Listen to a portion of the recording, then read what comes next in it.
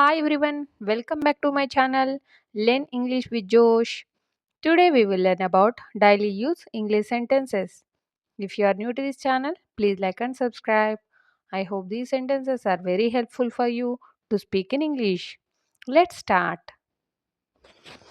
నేను పని చేయడానికి ఇష్టపడతాను. నేను పని చేయడానికి ఇష్టపడతాను. ఇంగ్లీష్‌లో ఈ విధంగా చెప్పాలి. I prefer working. I prefer working అంటే పని చేయడానికి ఇష్టపడతాను. See the next one. నేను ఆడడం కంటే చదవడానికి ఇష్టపడతాను. నేను ఆడడం కంటే చదవడానికి ఇష్టపడతాను. ఇంగ్లీష్‌లో ఈ విధంగా చెప్పాలి. I prefer reading to playing. I prefer reading to playing. See the next one. నేను కాఫీ కంటే టీని ఇష్టపడతాను. నేను కాఫీ కంటే టీని ఇష్టపడతాను అని చెప్పే సందర్భాలలో I prefer tea to coffee. I prefer tea to coffee. See the next one. ఖాళీగా ఉండే బదులు చిన్న ఉద్యోగం చేయాలని నిర్ణయించుకున్నాను. ఖాళీగా ఉండే బదులు చిన్న ఉద్యోగం చేయాలని నిర్ణయించుకున్నాను. ఈ సెంటెన్స్ ఇంగ్లీష్‌లో I have decided to do a pretty job instead of being idle. I have decided to do a pretty job instead of being idle అంటే I have decided to a pretty job. చిన్న ఉద్యోగం చేయాలని నిర్ణయించుకున్నాను. Instead of being idle అంటే ఖాళీగా ఉండే బదులు. See the next one.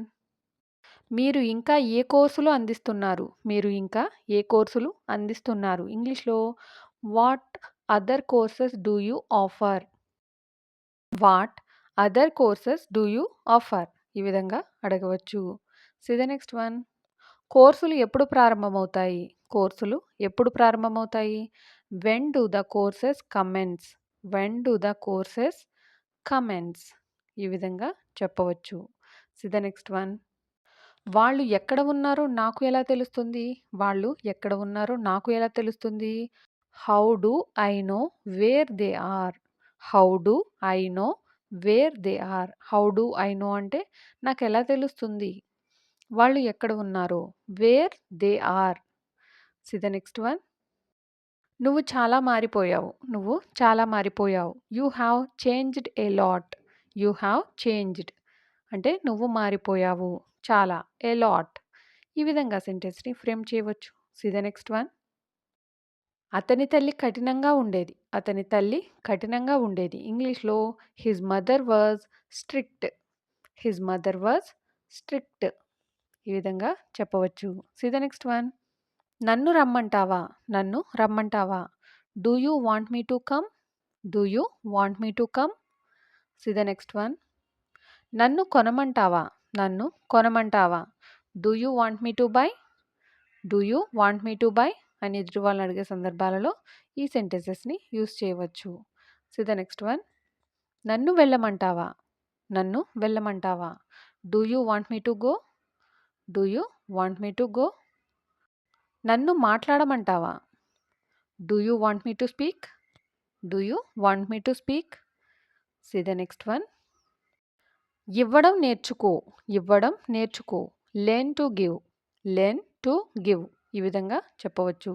See the next one. English నేర్చుకో. ఇంగ్లీష్ నేర్చుకో. Learn English. Learn English. కొనడం నేర్చుకో. Learn to buy. Learn to buy. మాట్లాడడం నేర్చుకో. Learn to speak. Learn to speak. See the next one. నేను మిమ్మల్ని ఎక్కడ కలవాలి? నేను మిమ్మల్ని ఎక్కడ కలవాలి అని అడిగే సందర్భాలలో wear should I meet you? Wear should I meet you? నేను మిమ్మల్ని కలవాలని చెప్పడానికి ఐ షుడ్ మీట్ యూ. నేను మిమ్మల్ని ఎక్కడ కలవాలి? ఎక్కడ? Where. Should I meet you? See the next one. నేను చాలా బిల్లులు చెల్లించాలి. నేను చాలా బిల్లులు చెల్లించాలి. ఇంగ్లీష్‌లో I have to pay a lot of bills. I have to pay a lot of bills. ఈ విధంగా సెంటెన్సెస్‌ని ఫ్రేమ్ చేయవచ్చు. See the next one. దయచేసి నాకు కొంత డబ్బు అప్పుగా ఇవ్వండి. దయచేసి నాకు కొంత డబ్బు అప్పుగా ఇవ్వండి. ఎదుటి వాళ్ళని అడిగే సందర్భాలలో please lend me some money. Please lend me some money అంటే అప్పుగా ఇవ్వడాన్ని లెండింగ్ అని అంటాం. కొంత డబ్బు some money. See the next one. అతను మంచి జీతం సంపాదిస్తున్నాడు. అతను మంచి జీతం సంపాదిస్తున్నాడు. He earns a good wage. He earns good wage. See the next one. నేను నా స్నేహితులను కలవడానికి హైదరాబాద్‌కి వెళ్ళాను. నేను నా స్నేహితులను కలవడానికి హైదరాబాద్‌కి వెళ్ళాను. ఈ సెంటెన్స్‌ని ఇంగ్లీష్‌లో ఏ విధంగా చెప్పాలి? I went to Hyderabad to meet my friends. I went to Hyderabad to meet my friends. I went to Hyderabad అంటే నేను హైదరాబాద్‌కి వెళ్ళాను. స్నేహితులను కలవడానికి. To meet my friends. See the next one. నేను నిన్ను ఇక్కడికి రమ్మని అడగలేదు. నేను నిన్ను ఇక్కడికి రమ్మని అడగలేదు. ఈ సెంటెన్స్‌ని ఇంగ్లీష్‌లో ఏ విధంగా చెప్పాలి? I didn't ask you to come here. I didn't ask you to come here. నేను ఇక్కడికి రమ్మని నేను అడగలేదు. See the next one. నువ్వు అక్కడ నుండి ఎందుకు పరిగెత్తావు? నువ్వు అక్కడి నుండి ఎందుకు పరిగెత్తావు? Why did you run from there? Why did you run from there? Why did you run అంటే ఎందుకు పరిగెట్టావు? అక్కడి నుండి ఫ్రమ్ దేర్. ఈ విధంగా సెంటెన్స్‌ని ఫ్రేమ్ చేయవచ్చు. See the next one. అతను నా దగ్గరికి ఒకరోజు వచ్చాడు. అతను నా దగ్గరికి ఒకరోజు వచ్చాడు. He came to me one day. He came to me one day. మేము సాయంత్రం తిరిగి వస్తాము. మేము సాయంత్రం తిరిగి వస్తాము. We will come back in the evening. We will come back in the evening. నాకు ఈరోజు ఒక ముఖ్యమైన పని ఉంది. నాకు ఈరోజు ఒక ముఖ్యమైన పని ఉంది అని ఎదుటి వాళ్ళతో చెప్పే సందర్భాలలో I have an important work today. I have an important work today. See the next one. నేను నీ పని మనిషిని కాదు. నేను నీ పని మనిషిని కాదు అని చెప్పే సందర్భాలలో I am not your servant. I am not your servant అని అంటాం. విద్యార్థులు ఇంకా పరీక్ష ఫీజు కట్టలేదా? విద్యార్థులు ఇంకా పరీక్ష ఫీజు కట్టలేదా? Haven't the students paid the exam fee yet? Haven't the students paid the exam fee yet? ఈ విధంగా సెంటెన్స్‌ని ఫ్రేమ్ చేయవచ్చు. See the next one. నీ గురించి నువ్వు ఏమనుకుంటున్నావు? నీ గురించి నువ్వు ఏమనుకుంటున్నావు? What do you think of yourself? What do you think of yourself? ఈ విధంగా చెప్పవచ్చు. నాకు ఆమె తప్ప మరెవ్వరూ లేరు. నాకు ఆమె తప్ప మరెవ్వరూ లేరు. I have no one else other than her.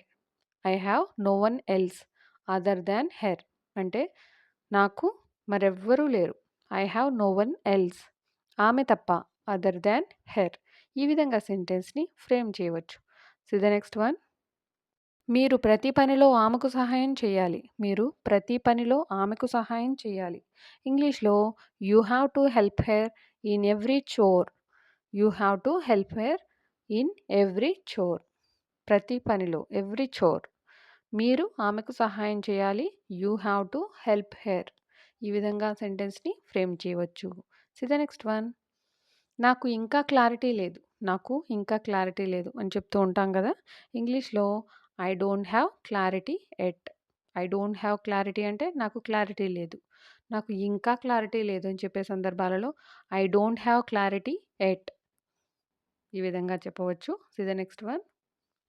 మనకు ఆలస్యం అవుతుంది. మనకు ఆలస్యం అవుతుంది. ఇంగ్లీష్‌లో వి ఆర్ గెట్టింగ్ లేట్.